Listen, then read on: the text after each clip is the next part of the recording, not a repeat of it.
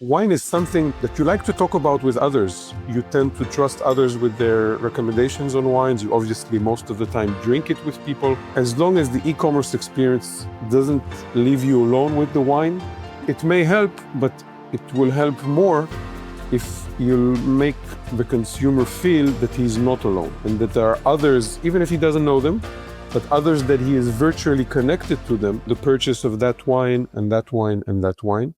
Sit back and grab a glass. It's Wine Talks with Paul K.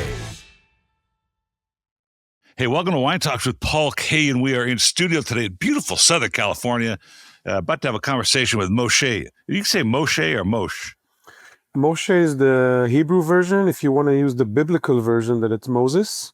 Moses, good. But Mo Mo your call. Weizman. Yes. Mo Weizman from Whining. Introductions in just a moment. Hey, have a listen to a podcast I did with Zach Armin. It's also available on YouTube.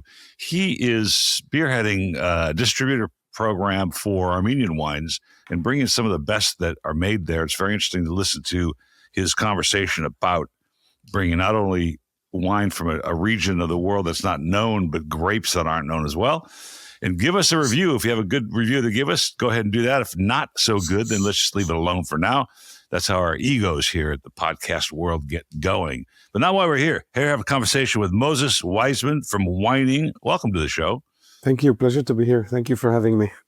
You know, I had to say something funny because whining, and you spell it W-I-N-E-I-N-G, as in, as you said, complaining, which there can be a lot of complaining in our industry. That's probably for sure. I've been hearing that quite a lot, yeah. One day I was playing golf with Buddy Hackman, the famed, comedian from the 70s, the 60s and 70s. And he saw my badge, which said Wine of the Month Club. And he goes, I have a Wine of the Month. I want to go to Miami. I go, well, that's, I feel very honored to have been joked about by such a famous guy. But anyway, not why we're here. I saw your LinkedIn page and I thought, this is interesting because digital marketing in our world is obviously, preeminent for anybody. It's what it is now, and it has been for a little while. And you create a platform. I didn't catch, is this for wineries or direct-to-consumer companies, or what's the platform? Who uses it? All of the above. It's basically a tool for whoever sells wine. And although the main focus, at least in terms of the traction we're seeing, is from wineries, we do have retailers, and in countries where it's legally possible, even importers using us. And we are also starting to see B2B use cases where importers are selling to either distributors or distributors or wineries or importers selling to restaurants and retailers. The concept of collaborative selling, which is what we do, I'm sure we'll talk about it, applies to any circumstance where you have an audience, a high intent to buy, and a good deal offered to that audience. That's the triangle that we address, and it's applicable in many levels of the market. That's an interesting platform. We'll have to maybe not delve into all the details for the listeners, but the idea that you are crossing from business to consumer, from business to business, from import to distributors. And you said something interesting, which is in the countries where it's legal, which is a huge hurdle, because just in America alone, there are 50 different rules of doing this. What does that mean when it's legal? Where are you having those issues? In Europe and in Israel, which is where we've had up until now all of our use cases. We're just getting our first onboarded US customers. Importing wine and then selling DTC is doable. I mean, it's allowed. You do not need a specific license to import, another one to distribute, and another one to be a retailer. So we do have small importers, boutique importers, that do need to manage end customers, and with no one in the middle. They're interested, obviously, to sell to wholesalers, but they're also interested in a direct sell to end consumers. And again, a collaborative selling functionality is something that solves them a lot of digital problem, but also in some cases cash flow problems, because with the collaborative aspect for importers, we're sometimes enabling importers to pre-sell stock that they didn't even buy Wow. from wineries, and then they import it, etc. So that's interesting. That when people come to you, are they retailers primarily, or looking, or wineries, or distributors, or wholesalers, depending on the country and what the legal, rules are for selling direct to a consumer at that level? But are these companies looking for a contemporary solution to, we all know wine sales are down a little bit right now worldwide, but one of the things that COVID taught a lot of distributors was that if you go DTC, you can shave off, you can add some margin to your product because you can skip, one hand in the pot. But Right. that was easier said than done for most, because let's face it, they're different businesses all entirely. Is this digitally bridging that gap? So we try to, although I have to say that most of the demand has come from wineries. Putting the US context for now, the demand has mostly come from wineries because of this. Again, I'm speaking with all modesty. I'm new to this part of the world, but all I've been hearing is people know that they're about to hit some kind of an iceberg with club members and club signups going down. And the fact that the ones who nurtured the club mentality, baby boomers, no disrespect, I think you're a bit older than I am, but I'm not that young. But those I am a people, baby boomer. yeah, so these people are either drinking less or stopping to drink, or sadly leaving us. And now you need to address a new up and coming type of wine consumer, if that Gen Z person is even a wine consumer, and you simply can't sell to him or her in the same way. And thinking that you could bank on your club signups and club management and ask long time commitments for large quantities from a totally different type of audience is literally, however you want to call it, hitting an iceberg, Yeah, banging your suicide. head against the wall. So we're looked at as a tool that sells differently. If I may, maybe a couple of words Sure. about it. So our tool is a tool that, on one hand, is linking two needs from opposite sides of the market. It's linking the need of a winery to sell cases, and the need of buyers not necessarily to buy per case. What do I mean? A lot of people don't know it or are afraid to admit it, but the official statistics for wine buyers globally, not only in the US, globally, is that between 80 to 85% of wine buyers are not case buyers. They buy somewhere between 1 to 5 bottles, meaning all of the case offerings as they are today are simply irrelevant to most of the markets. So you need to try and sell to them separately. And our tool enables the seller to take his case offerings, whether it's 1, 10, or 15 offerings on their different wines. And instead of limiting the e-commerce part to be individual, meaning only one person can buy a case, we're turning that e-commerce functionality to a collaborative one, and basically enabling many people to collaborate and reach those case levels together. And the case level doesn't need to be a case level. Wineries can offer 5, 10, 15% discounts even on 2 cases or 3 cases. But the idea is for people to join in and buy them together instead of letting them try to buy them on their own. I see. That's interesting. I've written two from scratch, and now one was very old, 1993, when we wrote the subscription model of what of what we did here at the Wine of the Month Club. And then I was writing a system, and we just finished getting ready to populate it with inventory before I sold, which I thought was going to be probably the leading DTC customer-facing piece of software available in the marketplace. Never launched it, but it was quite robust. And the robustness came from, 35 years of hearing what the customers had to say. And then the reason I brought that up was one of the platforms, one of the movements toward consumer convenience was the fact you could fill a case with various wines, or you could, and I'm not sure that took hold. I'm not saying I support this necessarily, but I'm saying that it was certainly a prevalent thought process in the industry. And that was, well, what if we hang on to that 5 bottles that they put in their shopping cart, sell them the 5 bottles, and then we'll add 5 later. And then as soon as they get to a case, we'll ship it because of the economies of scale with shipping costs. Cool. But I'm not sure that was necessarily a real feature that needed to be exploited. Have you seen that?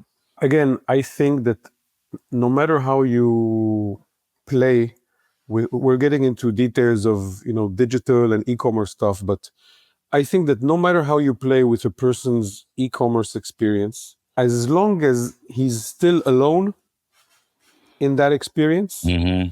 he will buy more. He will buy less. Yes. And it's even more specific into wine, because wine is something. And by the way, in parentheses, we've done this with spirits. We're constantly getting approaches to do it with olive oil, coffee beans, and even cheese. My co-founder is Dutch.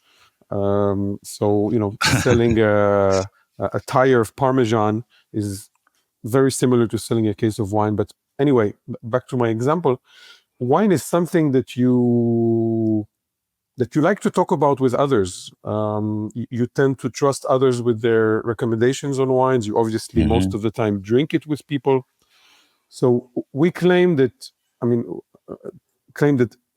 as long as the e-commerce experience doesn't leave you alone with the wine, which is, I think, still what you were referring to, it may help, but it will help more if you'll make the consumer feel that he's not alone, and that there are others, even if he doesn't know them, but others that he is virtually connected to them in the purchase of that wine and that wine and that wine. And that's what our statistics show. We've done this over 85 times now in France, Italy, Israel, where I'm from, and now starting up in the US. And putting aside the turnover part, which is higher, what's been the most interesting is the conversion rate statistic, meaning the percentage between the people who clicked and entered the platform to the ones who actually bought. So in standard e-commerce today, if you have a website and you have somewhere between 2 to 3% of a conversion rate, you're probably doing something right. That's right. So ours is 7 to 11. Wow, that's very high. Okay, and it's not rocket science. We take a group of people, we connect to them virtually, we give them a common goal, a limited amount of time, and a good deal, some kind of an incentive, a compelling event. The psychology of e-commerce will take over. It's very natural and very human. That's an interesting observation, because you're right. We were Wine of the Month Club, and I think we had a very loyal base, and we had been around for so long. We were at 3.5%, almost 4% conversion rate, and we were very happy with that. And I don't think people realize, that It's if very 100 good. people come to a website, only 3 of them are going to buy. Yeah. I think if you start out in the e-commerce world, and let's say you're a young person, and you're into Instagram and Facebook, and you think that I'll probably get 15% of the people to buy, but they don't. It's not real. That's not real. But 7 to 11% is quite high. How did you see this need then? Where did you see this need from? As a buyer yourself, or as a distributor, or what? Yeah. So a bit of history. So up until this project started about a year and a half ago, I was a salesperson for 18, 19 years, selling enterprise software to the financial market, mostly to banks, stock exchanges. But I'm also an only child to parents who had one of This is the 70s and 80s, one of Tel Aviv's first high cuisine restaurants. Really? Wow. So I was all of the time around white tablecloths. Wine was always there. My parents at home were drinking wine in coffee mugs. It was part of me. So I enjoyed it a lot. I did WSET levels 2 and 3, got my sommelier certification from the Court of Master Sommelier. And I'm a heavy wine drinker, hence also a heavy wine buyer. However, over time, because I wasn't selling, I was working for Israeli companies, but I wasn't selling in Israel. I was always traveling, mostly in Europe. Touch wood, I'm an expert in bottle packaging in suitcases. I have a very high success rate. That's very Anyway, good. so over the years, I literally never bought wines in Israel because I was very sensitive to value for money. Not because I wanted cheap wines. Value for money is not cheap. It's just I saw the prices of a good Bordeaux in France, and then I came home and saw the same wine imported. It was double, sometimes even triple the price. So I kept buying as I was traveling and filled my wine fridge. Then COVID happened, and it was rough for me. I mean, obviously we were all drinking more, but I was stuck because I couldn't buy, in the prices that I was used to buying. And, but we couldn't travel. So I don't even remember how, but one of Israel's leading retailers had something that he did twice a year called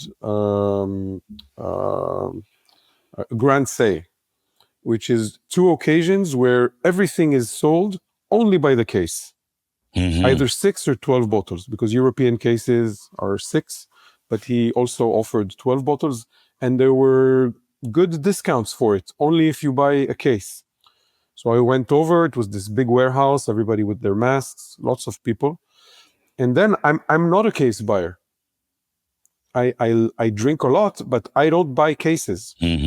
And as I was there, I saw the great deals and I started calling up people, my friends, and texting. And then when I gathered enough people to buy this, I don't know, case of Rioja or a case of Chateauneuf du Pape, I needed to, first of all, get their approval, then take the wine, pay for it, take it home, and then have it, they needed to pick it up. Quite an operation. And while I was doing it at that warehouse, I literally saw almost all of the people, and there were tens of people there, doing exactly the same. Meaning manually taking case deals and turning them into like a collaborative purchase, like with, pencils. And it was like, it felt like a war room. And I said, okay, there's something here. Let's turn this war room into something digital. And then after studying and reading and also appreciating this amazing opportunity that I suddenly have to link one of my passions to my professional experience, we read a lot, we investigated a lot, and then I saw that a lot of the initiatives or ventures that try to take group buying and alcohol and link them tried from the end user side, meaning being an open marketplace, something that you need to nurture, get more users, maintain users, it's a big headache. And I felt that, at least in the example that I saw, those formats also diminished to some extent the brands that they were selling. Because here was a website or a group telling the winery, hey, we're 3,000 people, give us the lowest price you can on the wine. And my emotional sommelier part didn't like that. So we literally did 180% degrees, the Opposite handling, direction. yes, and going and giving this tool, but giving it to the seller. So the seller can decide what does he sell, when, for how long, what are the minimum amounts he wants to put, and possibly offer a discount or offer a limited edition to something, what's the stock availability, and what is the cost. So are you taking over then? Let's say you're in America. You said you just started here, and you've got obviously the myriad of laws here is probably Yeah, uh, daunting compared to the rest of the world. But definitely. if I'm a winery and I come to wining, I say, look, I have an e-commerce site, and let me back up to COVID. Like you said, is a very important part of the transformation of the wine industry, because I was headed to Napa just before it was February, and stopped and I had a conversation with a wine writer at the Napa Valley Register, and she was saying, "Look, what are we going to do? These wineries, they don't have, some of them don't have e-commerce robust enough to handle a shutdown of their tasting room and provide a service to their customers. They're farmers; they don't understand this." And so, when you take this idea to the street, are you supplanting their current e-commerce site with yours? No, that's another kind of advantage that we have. As I said, because we're not an open platform that's like live there all of the time, where you constantly see deals. I mean, if you go to wining.net, it's what we do, but you won't see any deals there. I see, right. So we're not asking the wineries to move their e-commerce activity to us. We are a tool, meaning whenever they want to use us, and we know that it's not all of the time, it's sometimes when, as I said, remember the triangle I mentioned in the beginning, when they know they have a digital or a physical gathering of an audience, with a high intent and a good deal that they want to offer to them. So our tool, you don't need to install it. You don't need to integrate it with anything. You do a very easy onboarding process, which takes minutes to set up the deal that you want to do. And then you get from us a URL, which is your own dedicated, time-limited e-commerce web shop, just yours. And if we have many deals in parallel, each seller will have a different URL.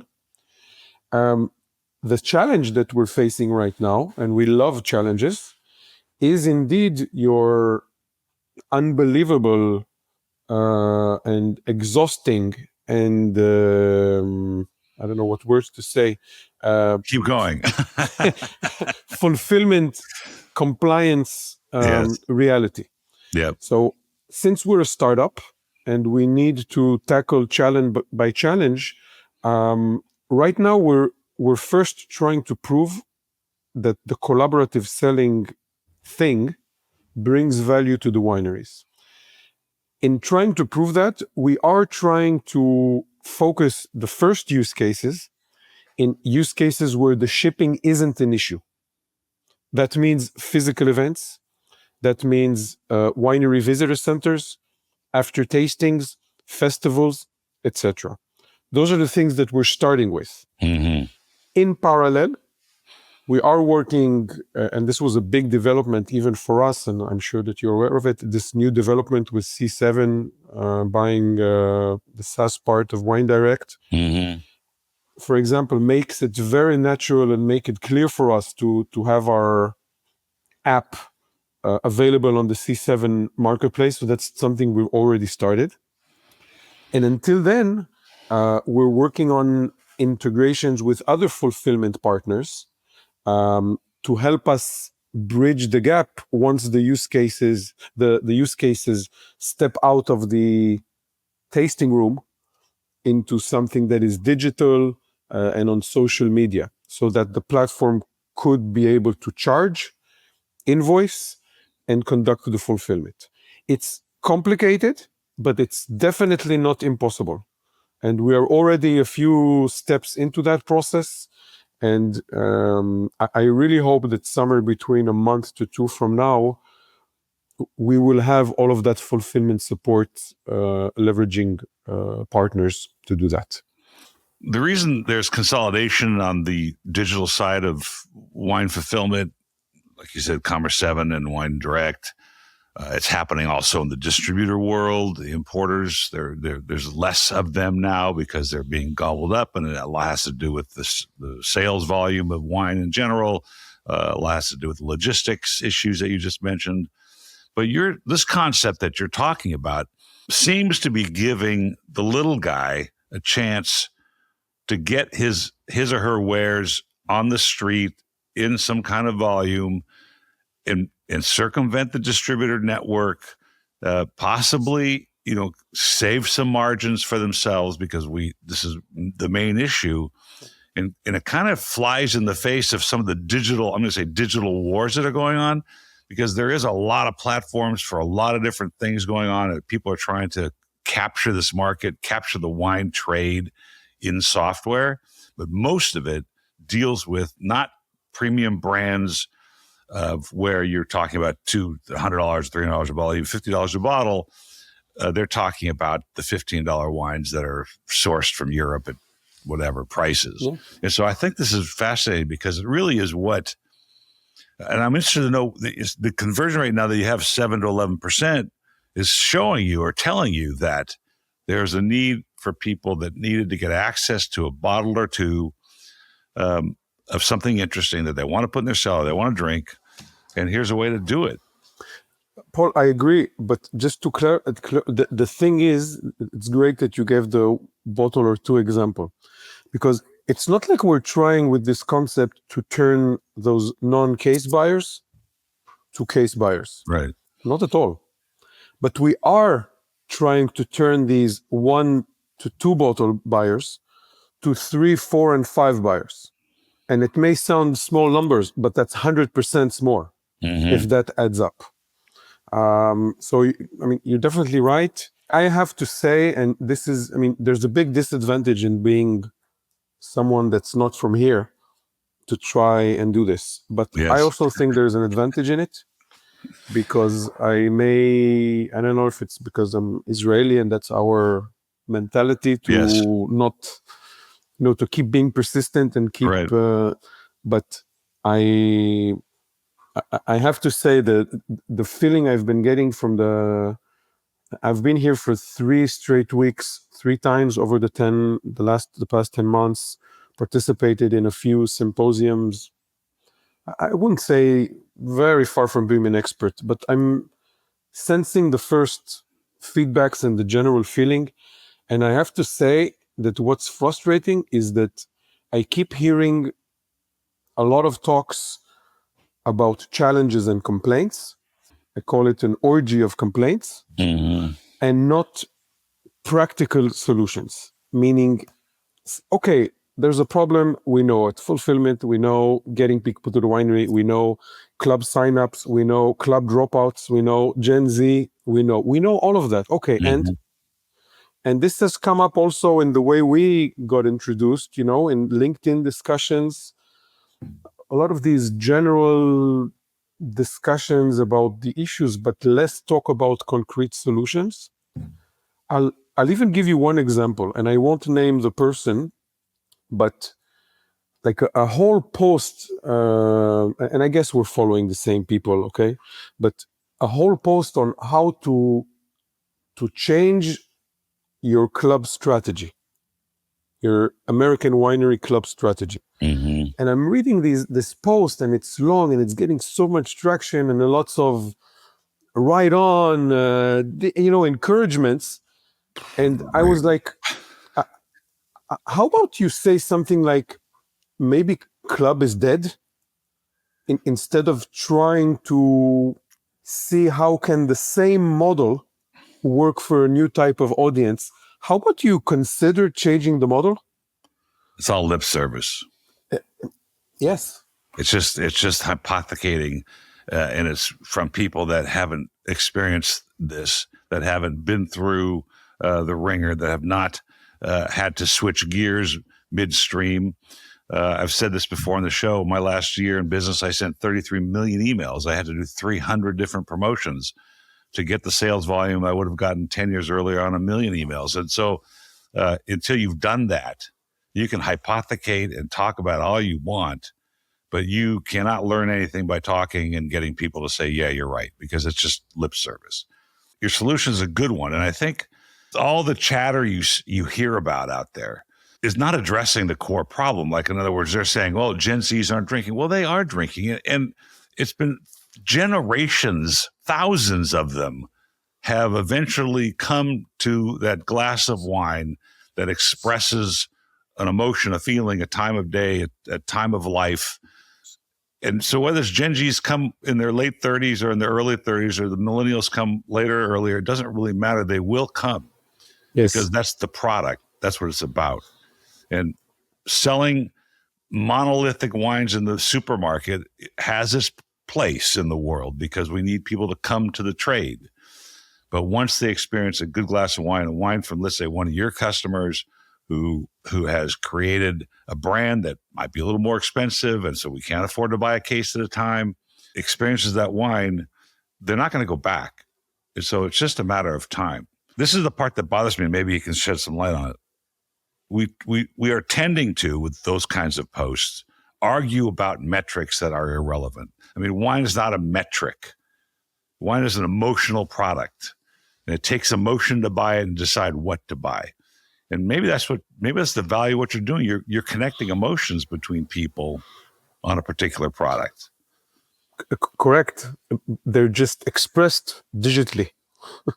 Right. Because it's the point I'm making about the digital thing is that we're trying to refine your conversion rate's a result of, not because of. In other words, you create this conversion rate because of what you're doing for the people that are trying to buy. It's not because you're massaging metrics trying to figure out how to get 7%. That's not what you're doing. It's bass backwards the way people look at this. And so this is an important feature for the listeners and for if trade is listening. Almost invariably, the years I've hired consultants, and I had a lot of them, and some were horrible, and because they were driving the metric, just trying to drive the metric. They're in Google ads or they're in Facebook ads, where they're doing and just massaging things to get the metric to move 10%. And here's the example.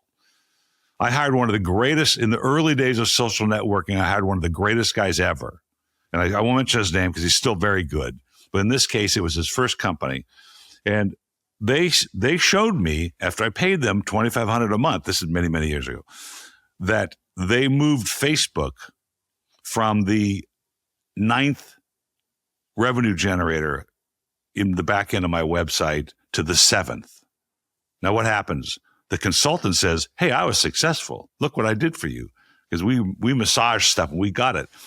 But that equated to, like, I think it was $250 in sales volume to go from 9th to 7th on a monthly basis. It cost me $2,500. That's not very Israeli now, is it? No, not at all. I also have to say that, again, as the outsider, it feels like we spoke about consultants, and I don't mean to bash them, not in any way. No. But most of the consultants that I've talked to, as I was trying to, get a sense of what's going on, get a feel of who's on the ground. I think I talked to maybe 20 to 30 people, at least.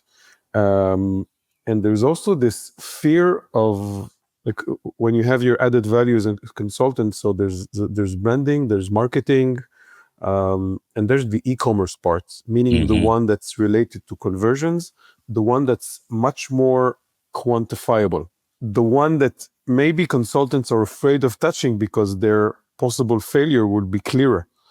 So I see a lot of consultants mostly focusing on the branding, social media, marketing side. And it's interesting that there aren't, or at least I haven't encountered them, the ones who pride themselves of being the wine converter, or the one that's not only dealing with social media and branding and how should you call your winery differently, but the ones that are dealing with, okay, how can we sell more? Yes, that's a good point. I was at the Santa Rosa, what was it? DTC symposium. It was my first time I was here. I think it was not too long ago. Yeah. Yeah, like March, I think, last March. A year ago. And again, it was like there were all these sessions about how to promote club registrations and converting people from winery visits to club registrations during visits. And like the the number one recommendation there, which spurred a wow from the crowd, was to set up a selfie spot at the winery. And because people just sense that, okay, if we get them to the winery and we give them a good experience at the winery, they'll most likely register to the club and buy more. No, that's not how it works. Focus on how do you make them buy, not that's just the experience and the experience. That is a prevalent part of what's going on in the industry, and you're hitting on it. It's an important part. The one thing that I think most of these self-promoting LinkedIn and post people are that they're putting everybody in the same bucket. Every winery's in the same bucket. You're all stupid, so to speak. You don't know what you're doing. And I'm thinking to myself, there's a lot of really smart people in this industry. In fact, many of these wineries are there because they did well successfully, financially, politically, Right. socially in a previous career. So they're not dummies. And so, but there is a movement of experiential marketing, because I believe, after all my experience, that social network advertising and marketing is going to implode on itself. You won't be able to afford the cost of acquisition by the time that the congestion clears and get traction with your brand through that. You have to provide something. Now, I don't think a selfie spot at the winery is really the best idea, but certainly having people come, there is some value to the idea that every time I get that package, and I'll tell you what I think most of the problem is, every time I get a package from that winery, I'm going to remember that day. I'm going to remember that experience.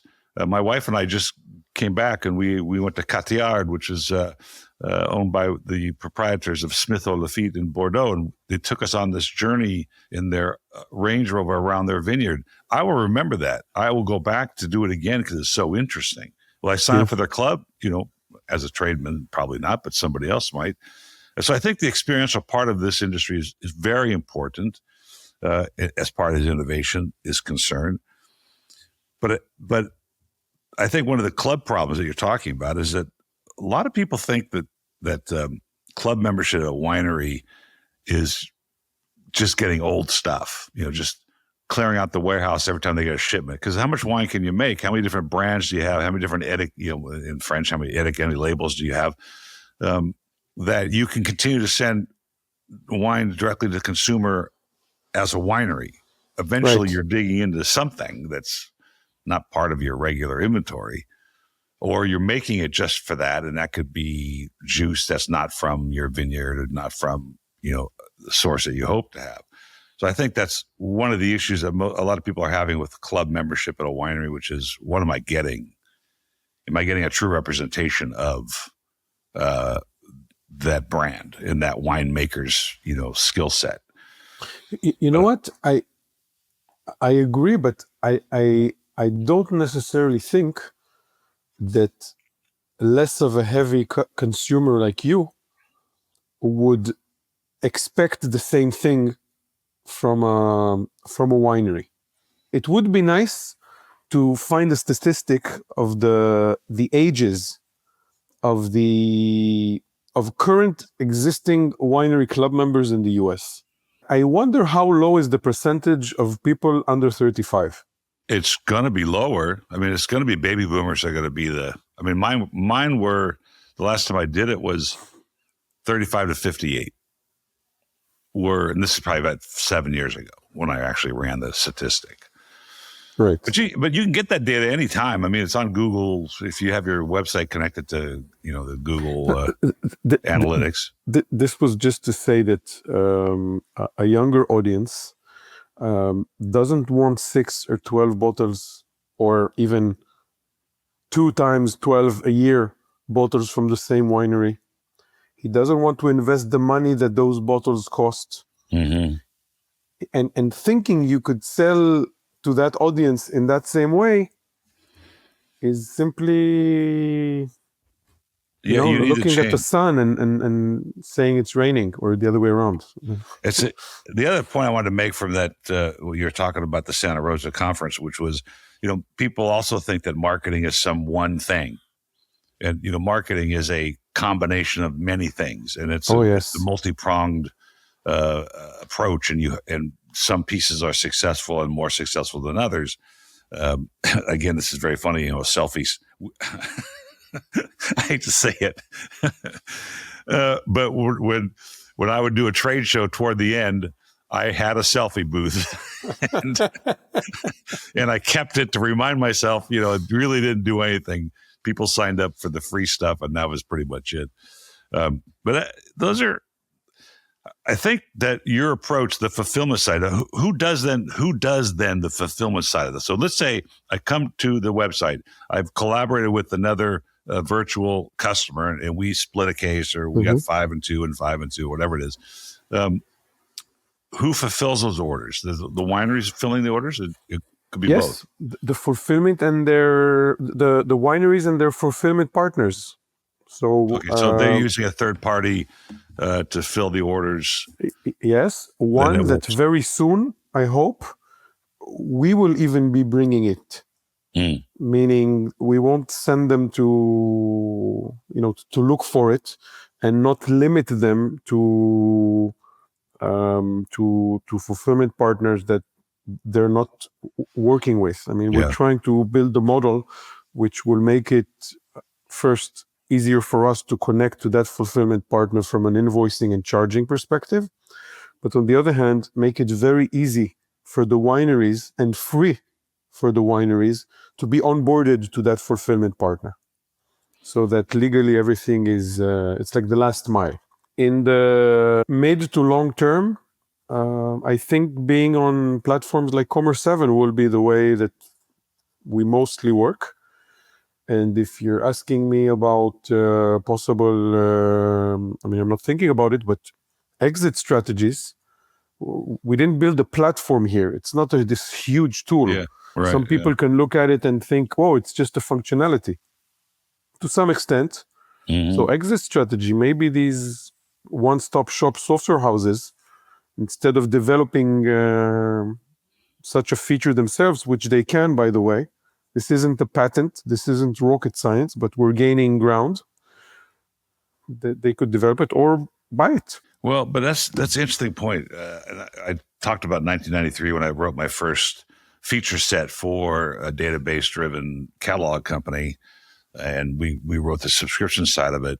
And even to this day, its features were more robust than Commerce7's or Big Commerce or WooCommerce, all those guys. It was still better. It just was written in an archaic language. And so that became an issue for me, and maybe see where you fit in this. When I went out to find an engine to run the new software, the new website, you end up with this nucleus, this engine, and then you've got to bolt on, let's say, the shipping package, and you bolt on the compliance package, and you bolt on CRM, and all of a sudden, you've got this COVID-looking, trying to be contemporary-looking cell, and the problem is nothing that's bolted on is talking to each other. Right. And so those relationships kind of got in your way if they didn't, because they had to go through the main database every time. And so we were trying to find a solution to that, which we did a couple of things to make it work. But where do you fit in that nucleus? I'm not afraid and not ashamed to say I still don't know. We're learning. What's the best way? Should we fit? If so, how? What's the easier way to do it? Again, we're not Monday.com. We're a startup with a first round of funding, touch wood, closing on the second round right now. So we have an MVP working, a minimum viable product. So whatever we do next will need to be gradual, smart, cost saving. I don't have yet the privilege of thinking, 15 steps ahead. We're going to solve each problem at the time, each proof point at the time, because it's complex. And I don't want to think that I could solve everything by simply building a new platform that will compete with everyone, etc. On the contrary, I want to go slow, so I make sure I don't put my foot on, the wrong piece of glass. What is the number one objection when you speak with a winery a proprietor, even of just a GTC company, what do they say? Yes, this is a good idea, but Okay. Having started let's do this, the worldwide. Like every country's probably different. it's different, exactly. So I can tell you that Israel, which is where we first started, is a very digital, adoptive-oriented country. It's being used by a lot of products worldwide as a test case, but it's a bit of an extreme test case because we're very digital. Mm-hmm. So I can tell you that, for example, in Europe, in Italy and in France, wow, in Piemonte, God forbid, selling wine on a digital platform that is gamified. What are you talking about? So there's this digital adoption state of mind, first on the side of the winery. But second, they were asking, oh, our customers aren't used to buying this way. Maybe we shouldn't connect them with other customers. So there's this digital adoption instinctive response. Rather in the US, rather, first of all, people get it very fast. I mean, they get the concept very fast. The discussion on explaining the concept are usually much shorter discussions than when we've had in Europe. But then almost second or third question, it's the fulfillment part. Mm-hmm. I mean, it's like, I'm amazed. It's like this country created this, it's like an ongoing cloud. And everybody's trying to figure out how, hard will it rain, how difficult it is. It's like everyone's really making it hard for people to sell wine. It's funny you said that. I just drew a cloud on this paper here in my notes, and it's so true. It's a great analogy because I can tell you, after doing this for so long, nothing really changed that much. There's a fight out there with a couple of companies to be the preeminent fulfillment house, but the problems because of the interstate shipping issues are the same whether you fulfill it yourself or somebody else fulfills it. And I'll give you an example. We went up at some point to see a fulfillment house years ago, my wife and I, and only because the guy was Armenian and he owned the company. I thought, well, we'll go visit a nice Armenian guy and see what he's doing. And he had a beautiful, maybe it was 100,000 square foot warehouse, and it was packed with the brands that you see every day, some of the best brands of Napa. But then we went to the return aisle, and here's these 2 rows of 3 high pallet racks stuffed with brown boxes, all returns. And my wife and I looked at us with it. Wait a minute, they got the same problem we do. It doesn't alleviate that problem. And so it probably adds a layer of headache to figure out where that box is sitting and when it's going to go out next to make sure it fills. So we always did our own fulfillment here. And so that problem hasn't changed. It's always going to be the same because of our issue. So that's a slow moving needle that you're probably not going to solve on your own. But it's an interesting thought you just had. Which one? The cloud? Before that, not only are you dealing with different countries with different mentalities and different rules, but you go into Piemonte, which is still very rural in its approach. And just to highlight that, we went from Piemonte straight to Bordeaux, and you're talking about 2 different complete worlds of wine, not only character, but thought process. And here, Piemonte is really rural. And I can see them saying to you, what are you talking about gamifying? Yep. And that happens. And so every time you go into a different region or a different country, you probably have different outlooks on what you're trying to do. Yes, I have to say that there are also quite a lot of similarities between the profiles of the winery owners that I see here to the ones in Europe. Because, you would think, not being from the States maybe, just as an outsider view, that things here are so modern and everything is digital, but they're not. Even the winemakers here are, as you said, rural people and farmers. And it also depends. I mean, this industry is so amazing. It also depends on each winery by itself, because I can tell you that where we've had success in Europe, it was Piemonte, Tuscany, Alsace. In the wineries that we were successful, and this links to history, etc. There was always this either daughter or son. There's like not the ugly duck, but the younger generation coming on who said, hey, dad or mom, this is what our generation wants. That's I mean, right. you may not know the definition of the word gamification, Yeah. but let's try it. Let's try it. That's a good So point. in addition to the like actual wine stuff, there's also these cultural dynamics around the winery, which, I mean, I don't want to work with Robert Mondavi. I mean, with all due respect, but I don't, these are not, I'm looking for the smaller ones because Yeah. that's where we feel we can bring more value to the table. And you get a decision that way.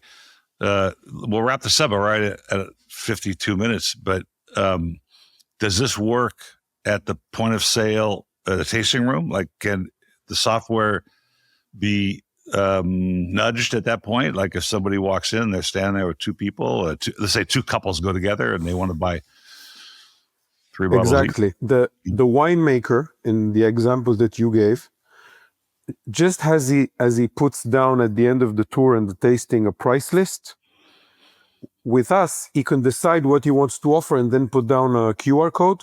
Yep. And then the phones just scan it and they go to that dedicated time-limited sale just for those two couples. Now, I have to say, when it's two couples, success won't be that big. It's usually groups of 8, 10, 12, 15 Yep. people. Right. When there's a screen in the tasting room, especially in common tasting rooms here, this is something that I didn't see in Europe. It's new to me.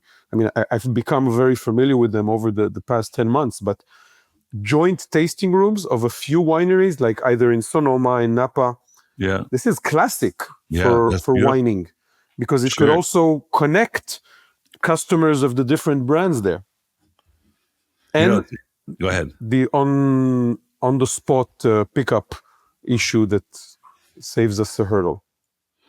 It's a very interesting thing. I'm going to cite these two stories and then we'll wrap it up. But Yep. One, early in these years, we did a lot of this as part of our marketing. Again, the multi-prong idea of marketing.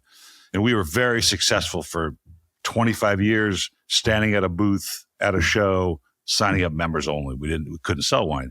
But there was also the home wine tasting party. And this is a classic example of this, because you couldn't, if I went to do a home wine tasting party, I can't bring them 3 bottles of a Chardonnay and 4 bottles of a Sauvignon Blanc to distribute.